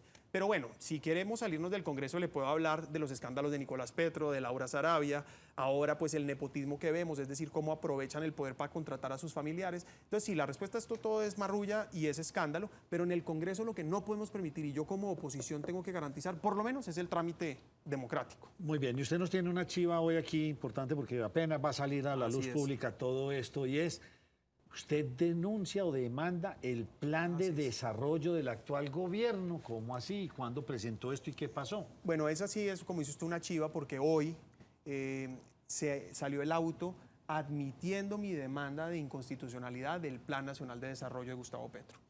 Y básicamente lo que plantea, como le decía José, en el Plan Nacional de Desarrollo también hicieron lo propio, no nos dejaban debatir. Entonces, el Plan Nacional de Desarrollo con cientos de artículos, claro, cogían y agrupaban en bloque los artículos y no nos dejaban tramitar cada uno y especialmente los más polémicos. Incluso hay muy malos, digamos, haya cogido costumbre o carrera que si el gobierno no avala una proposición, es decir, una propuesta, entonces no se vota. Y eso es inconstitucional, es decir, los que decidimos si se aprueba o no es el Congreso, no el gobierno, pues votemos. Y entonces con ese pretexto no nos dejaban discutir, no nos dejaban votar. Y en ese momento el presidente del Congreso era Roy Barreras, eso mejor dicho nos pasaba por encima sin ningún problema. Conclusión, demandé también por vicios de procedimiento. Hoy lo que me responde la Corte Constitucional es que sí considera que hay mérito para estudiar constitucionalmente ese trámite, primer punto. Segundo, me dice que si bien no considera que todos los artículos están metidos en ese mismo problema, considera que hay 4 artículos en esa situación. 2 son muy importantes. Uno son la inversión, las líneas de inversión, es decir, la plata del plan de desarrollo. Que si lográramos tumbar eso, pues al final se cae el plan de desarrollo. ¿Por qué es importante? No porque, no quiere decir, alguien dirá, uy, Miguel va a dejar sin plata al gobierno. No, no es verdad. Tendrían que ir a presentar un proyecto de presupuesto anual en donde entonces uno ya tiene mayor control, porque ahora tienen un cheque en blanco. Por ejemplo, el Ministerio de la Igualdad, que es una sinvergüencería de la vicepresidenta y de este gobierno, donde van a tener es burocracia y plata para hacer politiquería. Entonces nosotros, si con esa decisión si se diera, pues le vamos a exigir al gobierno que vaya a decir cuánta plata necesita al año y entonces sí le puede decir usted, oiga, ¿ejecutó o no ejecutó? ¿Ha hecho lo que prometió hacer? ¿Cómo va la ejecución? ¿Para qué es la plata? Etcétera. Y usted me dirá, bueno, y hay un precedente porque eso sí es diferente. Pues cuando Andrés Pastrana era presidente, la Corte Constitucional le tumbó el Plan Nacional de Desarrollo completo en aquel momento. ¿Y qué le tocó al presidente Pastrana? Ir cada año con leyes de presupuesto. Entonces también está el presidente. Pero el otro artículo que está metido en esto es el de la expropiación. Es que no se nos olvide que en campaña Gustavo Petro y Francia Márquez fueron a una notaría a afirmar que ellos no iban a expropiar. Y dicho y hecho, vienen ahora y nos presentan un artículo muy grave que lo que busca es generar discrecionalidad para el presidente para que escoja qué tierra, sin declarar la utilidad pública básicamente, sino es simplemente qué tierra le gusta, cuánto paga, escogen ellos y además qué hacer con la tierra lo determina el gobierno. Esa discrecionalidad es muy peligrosa porque pone en riesgo la propiedad privada en Colombia, además de que evidentemente viola, o más bien va en contravía de una promesa escrita, firmada supuestamente del presidente Gustavo Petro. Que si logramos tumbar eso, pues eso también termina contribuyendo a crear un régimen que vaya en contra de esa incertidumbre. Es que el gran problema hoy, Nacho, José, María Andrea y Andrea, es que hoy hay un clima de incertidumbre en Colombia, producido por este gobierno, por el ataque al sector productivo, al sector privado, por si se quiere, por esa serie de pronunciamientos tan contradictorios. Y lo que nosotros tenemos que hacer como oposición es empezar a blindar a las instituciones de tal manera que haya certidumbre, certeza, por lo menos por este tiempo. Senador, frente a los problemas que usted ya ha expuesto acá, hay un asunto que tiene que ver con el narcotráfico, que es una situación que además también pone en angustia las inversiones extranjeras. Conocimos hace poco el anuncio del gobierno de Biden de no monitorear más precisamente esos cultivos ilícitos. ¿Cuáles son las motivaciones de esa decisión y los alcances? ¿Usted qué advierte sobre esto? A ver, es muy importante, María Andrea, esa pregunta porque yo creo que hay que comenzar diciendo que tal vez uno de los riesgos más grandes para Colombia, yo decía que el primero es que Gustavo Petro es antidemócrata, es decir, no cree en las instituciones, en la independencia de poder, en la democracia, en la libertad, etc. Pero lo segundo es que tiene una propuesta de impunidad absoluta, de impunidad total, que ha querido bajar sobre esa sombrilla de paz total, que lo único que está haciendo es premiando el crimen en Colombia. Y está devolviéndonos 2 décadas, pero en un instante. Nos está devolviendo al peor momento de Colombia en materia de violencia, donde corremos el primer y mayor riesgo es que el narcotráfico vuelva a cooptar todos los poderes públicos como lo tenía Pablo Escobar hace 40 años. Y eso puede volver a pasar. Y eso va a pasar si este gobierno sigue insistiendo en legalizar el narcotráfico, la droga, en lavarles los recursos, en ofrecerles impunidad. Y eso pues se empeora con decisiones como las del gobierno gringo, que como bien dices tú, lo que el gobierno acaba de anunciar es que va a suspender por ahora provisionalmente el monitoreo de los cultivos ilícitos, que es probablemente la medición más precisa que hoy tenemos, la más importante, y la que utilizan tanto nosotros colombianos para tomar decisiones de cómo combatir los cultivos, pero es la misma cifra que utiliza el gobierno de Estados Unidos para asignar presupuesto para la lucha contra las drogas en Colombia. ¿Y no cabría también hay un tema de corresponsabilidad con el gobierno de Estados Unidos que se desligue completamente de esa situación con Colombia? Pues hay 2 cosas entonces. La primera es que yo diría que no es un mensaje político a Petro. Eso sería muy pretencioso. O sea, Petro no es así de importante para Estados Unidos. Pero lo que es evidente es que Petro sí lo aprovecha políticamente. Pero lo que es claro es preguntarnos cuál es el compromiso que tiene Estados Unidos en la lucha contra la droga. Lo primero es que yo coincido contigo, debe haber corresponsabilidad, son los principales consumidores, pero además la droga nuestra también los pone en riesgo a ellos, porque finalmente es la economía ilegal que financia el terrorismo allá y aquí, que además pone en riesgo ciudadanos norteamericanos, obviamente a colombianos. Pero además, insisto en esto, si no hay medición, pasan 2 cosas. La primera es que no van a tener la posibilidad de aprobar presupuesto y eso implica que la ayuda técnica, la cooperación militar, el apoyo económico para luchar la droga, los cultivos ilícitos en Colombia, se acaba. Y eso sería gravísimo, porque ¿qué está pasando hoy? Y lo dicen incluso los expertos, los académicos, no la oposición, no, los expertos y los académicos. Está creciendo la frontera de los cultivos ilícitos en Colombia. Petro en 9 meses, 10 meses, le permitió al ELN crecer su control territorial de 3 a 6 departamentos. Las disidencias de las FARC, ni se diga. El Clan del Golfo creciendo. Aquí en Antioquia, en el Bajo Cauca, la sola minería ilegal ha crecido en más de 255% por cuenta de la ausencia de control territorial de este gobierno. En Buritica ustedes conocen bien la mina, el problema ya en la mina de oro, que la mitad está invadida por el Clan del Golfo de manera ilegal, de manera subterránea, y el gobierno no hace nada. Entonces, cuando uno empieza a ver eso, uno ve que está creciendo el crimen, el gobierno no lo contiene y por el contrario lo que ofrece es plata para los criminales para que dejen de delinquir, etcétera, etcétera. Entonces, en este punto de la corrupción, del narcotráfico agregaría, ojo a esto, el principal problema ambiental de Colombia, ¿cuál es? La deforestación. La principal causa de la deforestación, la coca, los cultivos de coca. Talan de bosques naturales para sembrar coca. Y aquí lo que está pasando es que el gobierno no está haciendo nada porque Petro tomó la decisión de frenar la lucha contra los cultivos ilícitos. Ahora no tenemos la medición, no vamos a tener ningún reporte. Probablemente las Naciones Unidas, que también hace el reporte, va a decir, si Estados Unidos no lo hace, yo tampoco, no gastamos esa plata, no vamos a tener ningún balance, digamos, si se quiere, neutral sobre ese desempeño de los cultivos. Y por último, Petro dice que se va a concentrar solo en interceptaciones marítimas. Y yo dejo aquí solamente un precedente, que no se nos olvide que hoy hay un escándalo gigantesco que involucra a los narcos con el hijo del presidente, Nicolás Petro, y que hoy hay una sospecha gigantesca por los audios de Laura Sarabia con Armando Benedetti de que hubo financiación ilegal de narcos en este gobierno. Entonces ahora resulta que me van a decir a mí que a los narcos no los persiguen y que, oh casualidad, fueron los principales financiadores de Petro. Senador, yo lo quiero llevar de nuevo al Congreso para que hablemos un poquito de esa gestión. Y estábamos hablando de las demandas que usted ha interpuesto, sobre todo por trámite y la forma en la que se han llevado.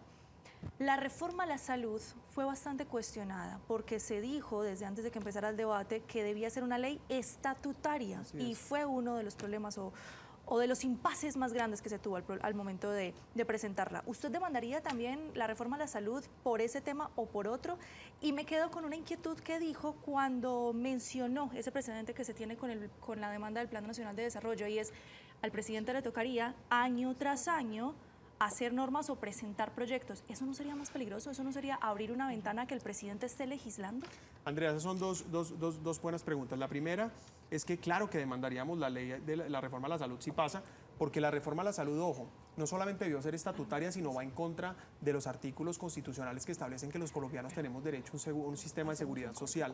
Lo que Petro hace con esta reforma es monopolizar la salud, estatizar por completo la salud, los recursos, y eso va a destruir por completo el sistema de aseguramiento que tenemos hoy, primer punto. Segundo, es importante insistir que esa reforma a la salud no es necesaria para hacer lo que plantea el gobierno, que nosotros estamos de acuerdo que hay que hacer, llegar a las zonas dispersas, atender mejor de manera preventiva y mejorar las condiciones del personal de la salud. No se necesita reforma, se necesita gerencia, voluntad y presupuesto. Ahí lo estamos demostrando en La Guajira. Si él quiere llegar a La Guajira no necesita reforma, necesita es plata, voluntad y gerencia. Entonces, claro que la vamos a demandar, pero además con una cosa adicional, y es que vamos a pedir la suspensión provisional que la Corte Constitucional permitió. Hace unos meses la Corte Constitucional nos dijo, es posible pedir la suspensión provisional de las leyes mientras se estudia su constitucionalidad. Entonces, si se llegara a aprobar, pero les tengo que decir algo con contundencia, Petro hoy no tiene los votos para aprobar esas reformas, considero yo. Lo segundo es que no es más grave que Petro lo haga año a año. Si nosotros logramos tumbar esas inversiones del plan de desarrollo, es muy bueno que tenga que volver cada año a rendir cuentas, cada año a decir, en esto voy a gastar la plata, en esto me la he gastado, esto es lo que hemos logrado, etcétera. Porque Gustavo Petro lo vivimos en Bogotá. Es mentiroso, es incapaz, tiene malos equipos, incumple. Bueno, no en vano hoy tiene la popularidad que tiene, es que hoy cada vez está más solo. Y eso lo que obligaría es a que vaya. Y tiene una ventaja, y es que Gustavo Petro cada vez pierde gobernabilidad en el Congreso. Ahora lo estábamos hablando incluso antes de comenzar, y es, entre más solo Gustavo Petro esté, probablemente es más radical. Pero lo que es evidente es que cada vez está más contenido. Si las instituciones colombianas y la independencia de poder funciona, pues Gustavo Petro, el daño que puede hacer va a ser marginal y pues mucho menor. Senador, este fin de semana alguien me decía que hoy como nunca se está exportando más droga que en cualquier época. ¿Qué saben ustedes al respecto? Y dónde se puede, ante el escenario que usted nos está mencionando, saber si en realidad se está exportando tanta cosa. La verdad es que sí, ha aumentado. Ahora, temas internacionales, digamos, hay que tener varios criterios. El primero, el precio de la coca internacional está bajando. Eso quiere decir que también están creciendo otras drogas. Por ejemplo, en Estados Unidos, el fentanilo, es una droga sintética, es un opioide sintético que tiene, digamos, varias presentaciones. Puede ser químico o farmacéutico. Y esa droga es mucho más barata, es por lo menos, se estima 10 a 15 veces más barata que producir, por ejemplo, que la coca, y es 100 veces más poderosa que la heroína.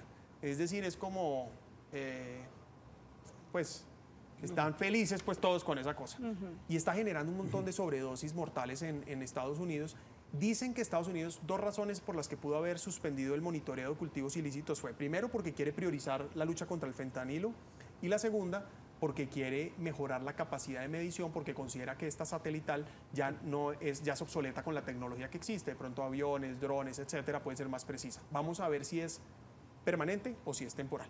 Pero el cuento es que al tener estas nuevas drogas también sintéticas, eso compite contra el tema de la droga. Entonces, por ejemplo, ¿qué está pasando hoy? Están empezando a almacenar droga para subir el costo internacional, pero ojo a esto, ¿qué va a tener eso como un efecto secundario? El consumo local. Yo le puedo a usted garantizar que en este gobierno el problema de droga y la economía ilegal de narcotráfico o microtráfico, si se quiere, de manera urbana, en las ciudades grandes como Bogotá, Medellín, Cali, Barranquilla, Cúcuta, Bucaramanga, entre muchas otras, va a ser realmente, diría yo, preocupante, problemático. Y eso es el resultado de un gobierno que básicamente renuncia por completo a su capacidad, a su autoridad, a sus facultades, etcétera. Y la otra pregunta cortica. ¿Usted por qué dice que lo más peligroso de Gustavo Petro es que es antidemocrático? ¿En qué lo sustenta? José, esta es buena pregunta porque ahora que el 20 de junio salimos a marchar, salimos diciendo somos la mayoría los que defendemos la democracia, es la marcha de la mayoría, y básicamente era en el contexto en donde todos estamos, o la mayoría de los colombianos hoy coincidimos que Petro es un presidente malo, que lo está haciendo mal, que no está conduciendo bien el país, que está rodeado de escándalos. Es más, todo lo que prometió lo incumplió o lo está incumpliendo. Toda la promesa de valor de lucha anticorrupción pues quedó desboronada en nada después de los escándalos de su hijo, de la jefe de gabinete, etcétera.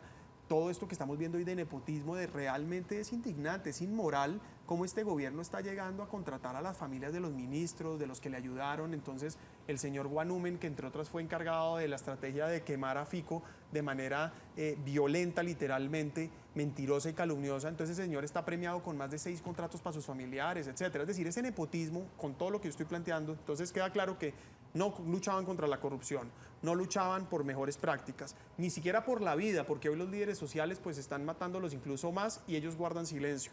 Y así sucesivamente, pues queda claro que cada vez somos más los que pensamos que Petro es dañino para el país. Pero en el marco de eso, Gustavo Petro nos ha dado unos mensajes en donde no respeta las instituciones. Voy a ponerle varios ejemplos. Primero, el Congreso.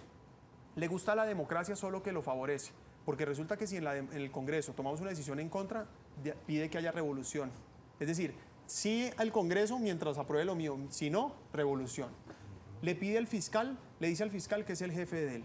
Le dice al Consejo de Estado que está promoviéndole un golpe de Estado blando. Le dice a las Cortes que pues no respeta los pronunciamientos de las Cortes, que lo desfavorecen. Tanto así que la Corte Constitucional, la Corte Suprema ya lo tuvo que llamar al orden un par de veces. Decirle, ojo, respetemos la independencia de poderes. A la Procuradora le da instrucciones. Quería intervenir la CREC, la Comisión Reguladora de Energía, y le dijo el Consejo de Estado, no señor, usted ya no puede, usted llega hasta aquí, no se puede meter en el marco regulatorio, etcétera, etcétera. Es decir, Gustavo Petro no reconoce la independencia de poderes. Y cuando nosotros salimos a marchar a decir, no, la democracia, mientras haya democracia tenemos futuro. Y para que haya democracia tiene que haber independencia de poderes. Y aquí hago un análisis rápido. Esa incertidumbre que tanto nos está carcomiendo, vuelvo, repito, el único antídoto a la incertidumbre son las reglas claras, y la regla clara es la democracia. Y eso quiere decir que si tenemos democracia sólida, es decir, instituciones sólidas, pues Petro va a pasar de ser un riesgo real para el país a ser un mal presidente. Y está bien, pues en la democracia tenemos derecho a equivocarnos escogiendo, pero lo que no podemos permitir es que un presidente destruya institucionalmente el país. Senador Uribe, Germán Vargas Lleras planteó hace un par de semanas la opción, la posibilidad de que se creara una gran coalición de la derecha, llamando, entre otras cosas, al Centro Democrático, que junto con Cambio Radical pues se han declarado en oposición, pero también llamando al Partido Liberal, al Partido Conservador, al Partido de la U. Usted, desde lo que ve en el Senado, ¿cómo ve los ánimos para que se dé esa gran coalición? Andrea, lo primero que hay que resaltar es que el Centro Democrático es el único partido que arrancó sin dudas frente a este gobierno. Eso es importante que lo recuerden los colombianos, y mucho más ahora en las elecciones. Es que a nosotros no nos tuvieron que convencer de que Gustavo Petro era malo, que este gobierno iba a ser corrupto, de que iba a haber problemas de estos tipos de escándalos. No, desde el comienzo lo advertimos en campaña, y desde el primer momento nos declaramos en oposición porque somos coherentes, porque tenemos principios, porque no llegamos a negociar transacciones políticas. Entonces es importante que sepamos, pues que los colombianos recuerden que el Centro Democrático es el único partido que arrancó sin dudas. Ahora, celebramos que hay otros partidos que empiezan a llegar a la oposición o que se declaran en independencia. Eso es obvio, porque nosotros desde el primer momento, Andrea, también, y vale la pena recordarlo, hemos tendido puentes con todos los partidos sin excepción para decirles trabajemos juntos. Porque es que el Centro Democrático no está en contra de los cambios, no estamos a favor del pasado o del status quo. Es más, yo tengo que decirles con toda franqueza que, reconociendo que Colombia en el 2022 es un mejor país que en el 2020, obviamente que es mucho mejor país, nosotros tenemos que buscar una visión de futuro alternativa y encontrar un nuevo rumbo para el país para el 2026. No se trata de volver al pasado, ni mucho menos. Se trata de convocar una nueva visión que saque adelante a los jóvenes con oportunidades, que acabe la violencia, que haya una paz, pero una paz de verdad, no esta paz de sometimiento a los criminales, donde se premian a los malos y se castiga a la gente buena. Pero el punto central entonces es que con ese ánimo estamos listos para trabajar en esfuerzos como estos. Es más, hace una semana y media nos reunimos con el presidente Gaviria, la directora del partido y el comité político del Partido Centro Democrático en el que participo yo. Y planteamos todo nuestro ánimo, como lo hemos hecho desde el comienzo, para trabajar conjuntamente en proyectos específicos que busquen contener de alguna manera las reformas inconvenientes de Gustavo Petro a la salud, a las pensiones, laboral, entre otras, y por el otro lado, plantear soluciones específicas. Es decir, aquí lo interesante de un ejercicio como este, que puede eventualmente salir, es que no se trata de hacer una alianza política. Eso sería un planteamiento equivocado. Se trata es de encontrar un propósito común o propósitos comunes que solucionen problemas y que eviten daño de Gustavo Petro. Y un poco en eso vamos a empezar a trabajar. Tenemos todo el ánimo. Celebramos que se empiecen a atender estos puentes, pero insisto, desde el primer momento lo hemos hecho y ya incluso lo hemos materializado, porque si no lo hubiéramos hecho, pues no hubiéramos frenado nada de lo que Petro ha presentado. Ya empezamos, es decir, y es central materializar eso. Ahora, ojalá esas uniones en el Congreso se materialicen también en la campaña, porque la campaña electoral a la que nos sometemos ahora va a ser fundamental y va a ser finalmente un referendo frente a Gustavo Petro. O se refrenda el apoyo popular al presidente actual, o queda claro que cada vez está más solo y puesto en otras palabras, esto va a ser petristas contra demócratas. Sin importar nuestras posiciones ideológicas, tenemos que unirnos y eso puede reflejarse en el Congreso. Senador, mire, acá en el departamento de Antioquia nos agobia y estamos muy preocupados por el tema de seguridad en municipios como Ituango, la zona limítrofe entre Chocó, el Urabá. Hay otra gran cantidad de municipios donde hay comunidades incluso confinadas. Sabemos de la cantidad de líderes que han asesinado. El gobernador de Antioquia le ha insistido mucho, Aníbal Gaviria, al presidente Gustavo Petro, que escuche las regiones, que los acompañe. Y le quisiera preguntar si ustedes saben, conocen, si es que las fuerzas militares tienen una orden de contenerse para poder ir a enfrentar a esos grupos armados, Clan del Golfo, acá en Antioquia, el ELN, disidencias de las FARC, los caparrapos, por ejemplo, en el Bajo Cauca. Porque la situación de orden público en Antioquia es bastante preocupante y a pesar de los llamados del gobernador, pues seguimos todavía en fuego. Mira, María Andrea, yo insisto que ese es el tema de los temas centrales aquí, porque es que si a mí me tocara resumir el gran daño de Gustavo Petro en materia de daño, ya dijimos que el mayor riesgo es que es antidemocrático y no cree en la democracia y puede terminar destruyendo la democracia y la independencia política, pero en daño, el principal daño es el económico y en materia de seguridad. Esos son los dos daños de verdad, tangibles, que hoy están afectando paradójicamente a la gente que él dijo proteger. Es decir, a las personas de menores ingresos es a los que más está golpeando la inflación. La reforma tributaria, a propósito, Nacho, va a poner impuesto a partir del 1 de noviembre, va a aumentar el impuesto de la comida. O sea, este gobierno le va a subir el impuesto a la comida cuando hay inflación y cuando hay hambre.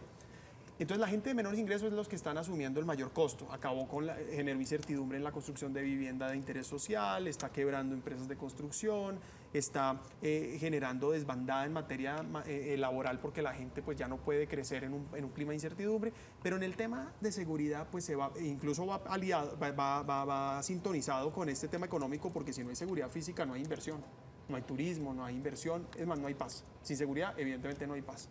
Y entonces lo que estamos viendo es que el gobierno desde el primer momento optó por tener una línea de discurso donde se reivindican a los malos. Y yo vuelvo, repito, todo esto va pegado desde el escándalo ese aquel de la picota que vimos en la campaña, donde lo que inicialmente vimos es que se negoció apoyo político a cambio de impunidad. Pero con todo lo que estamos viendo parece que no solamente fue apoyo político, fue apoyo económico posiblemente también. Y entonces, cuando uno empieza a ver todo lo que ha pasado, este gobierno ha corrido, ha tenido una diligencia absoluta para premiar a los bandidos con la ley de paz total, con la ley de sometimiento que quiere plantear, con la humanización del Código Penal donde quiere sacar a la gente de la cárcel, con las propuestas inauditas, vuelvo repito, inmorales, de pagarle a los criminales para que no maten. Entonces, básicamente, vacunas, como hemos dicho, vacunas masivas, al ELN, un fondo internacional para que deje de secuestrar. Es decir, es absurdo cuando es evidente que a los criminales les tienes que caer el peso de la ley. Y la pregunta que tú haces, Clara, es si el gobierno sacrificó el control territorial. Y el control territorial implica que las fuerzas militares estén en presencia en el terreno combatiendo el crimen. Eso está pasando en todo el país, no solo en Antioquia. Por ejemplo, en el Meta. El gobernador del Meta también le ha dicho ya varias veces al presidente: señor, las disidencias de las FARC están disparadas. Es decir, entonces uno ve, la orden es que sí haya presencia, pero que no los combatan, o sea, que se queden quietos. Si pues la orden no viene desde arriba, no pueden hacer nada. Yo lo que te diría es que sí hay una contención del orden territorial. Es decir, el control territorial hoy ya no es una prioridad para este gobierno. No es una prioridad. Okay. En el Meta, disidencias de las FARC, en Arauca, ELN, aquí el Clan del Golfo, etc. Cada departamento tiene su complejidad por cuenta de este problema. Yo al comienzo decía cómo vienen creciendo todos los delitos, por ejemplo, de la minería ilegal en el caso del Bajo Cauca, pero si uno se va a las diferentes en los cultivos de coca, etc. Pero el punto entonces, ¿cuál es? El punto es que el gobierno entonces, por un lado, un discurso premiando a los malos, como ya dije, de impunidad absoluta. Dos, tiene un discurso en el que debilita la fuerza pública. Lo que pasó al comienzo con esta barrida de generales y coroneles, pues evidentemente desmoraliza la fuerza pública, pero también da muy malos mensajes al interior. Mira, la fuerza pública funciona bien cuando hay apoyo desde el gobierno. ¿Qué fuerza pública va a salir a enfrentar el crimen cuando el gobierno ante cualquier problema le echa la culpa a la fuerza pública? No. Aquí para gobernar uno tiene que entender que el gobernante tiene que asumir fracasos pero delegar éxitos.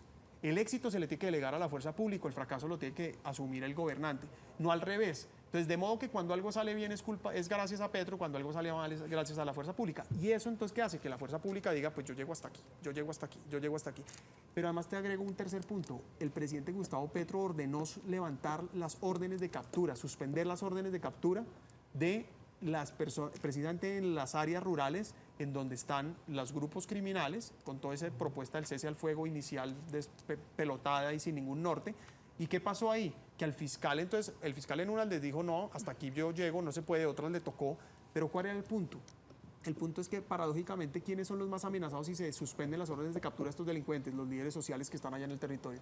Entonces, de modo que Petro, que era el defensor de los líderes sociales, llega a gobernar, los matan, guarda silencio, pero además los sigue exponiendo. Y más de 80, según el informe que leí esta mañana. Y masacres, víctimas de masacres, llevamos más de 250 de 250 víctimas. Esto no ha frenado. Respuesta breve, porque nos cogió la noche. 20 de julio, reiniciamos. ¿Qué podemos esperar en esta nueva legislatura? Yo creo que mucho desorden de este gobierno, odio y resentimiento absoluto. ¿Entrarán las reformas a las buenas o las malas? ¿Entrarán? Por lo menos las presentan, a las buenas o a las malas las presentan. Sí. El 19 de julio tenemos una marcha larga, grande, importante, la Reserva Activa, que vamos a apoyar diferentes sectores sociales y civiles, precisamente con el propósito Pero el 20 tenemos la marcha que apoyan al presidente. Claro, pero por eso es que digo el 19, porque yo creo que si esto sigue siendo así de masivo como están siendo las marchas en todo el país, pues el 20 tendrá que pronunciarse, pero seguramente llegará envalentonado, a ser radical, a ser agresivo. Entonces yo que creo, viene un semestre difícil para Colombia, en donde, a pesar de ser optimista, porque Gustavo Petro va a ser el gran derrotado de las elecciones locales, vamos a ganar, o por lo menos Petro no va a ganar Bogotá, no va a ganar Cali, no va a ganar Medellín, no va a ganar Barranquilla, y probablemente muchos otros no los va a ganar. Entonces va a estar derrotado, entonces creo que soy optimista porque ese va a ser el punto, el primer puntal para ganar en las elecciones del 26, pero lo que es evidente es que vienen todas las reformas, vamos a seguir dando la pela para contener la reforma a la salud, vamos a seguir trabajando para evitar esa reforma laboral que quieren volver a presentar, que acaba con el sector productivo, como ya avisé. Tenemos que lograr modificar la reforma pensional, porque, insisto, sí mejorar salud, no destruir lo que tenemos, sí mejorar estabilidad pensional, no robarle la plata a los 18 millones de ahorradores, sí mejorar condiciones para generar empleo, productividad y acabar la informalidad, no para hacer lo contrario. Y viene un tema que yo no quisiera que olvidemos, las leyes de sometimiento, que en este semestre logramos frenar en la Comisión Primera del Senado, pero que obviamente van a volver a presentar. El senador Miguel Si me permite, rápido y cortico, ¿cómo ve las elecciones en Bogotá? Pues yo soy optimista. Creo que Gustavo Bolívar no va a ganar. Por una parte no tiene ni idea de lo que está haciendo. ¿Es que ya se retiró o sigue siendo candidato? Yo creo que va a ser candidato. Entiendo que mañana creo que se lanza o esta semana sí, porque se hasta lanza. hace poquito dijo que se lanzaba, después dijo que ya no iba y que era incondicional con el presidente a Bolívar y a ellos no hay mucho que creer, no se les puede creer mucho. Pero lo que puedo decir es que sea o no sea Bolívar, Petro no gana Bogotá y eso va a ser fundamental. Obviamente esperamos ganar con un buen alcalde porque ojo a este mensaje, el reto no solo es ganar elecciones, es gobernar bien, la gente merece buenos gobernantes. Yo por eso estoy muy entusiasmado con lo de Federico aquí en Medellín, porque de lo que se trata es llegar de manera contundente, por supuesto con la mayor convocante, de la manera más convocante posible, pero con el propósito de dar soluciones, porque si no el discurso de odio y resentimiento de Petro pues sigue calando. No es solamente ganar, sino gobernar bien. Senador, muchas gracias. Nacho, a usted gracias por la invitación y un saludo especial a toda la audiencia. Mañana nos vemos, muchas gracias por habernos acompañado. Estos son los recomendados de Nos Cogió la Noche. Agenda una cita de valoración con la doctora Alexandra García y conoce si puedes hacerte procedimientos de cirugía plástica con la técnica de anestesia local o, si lo prefieres, con anestesia general. 304-209-5064. 304-209-5064.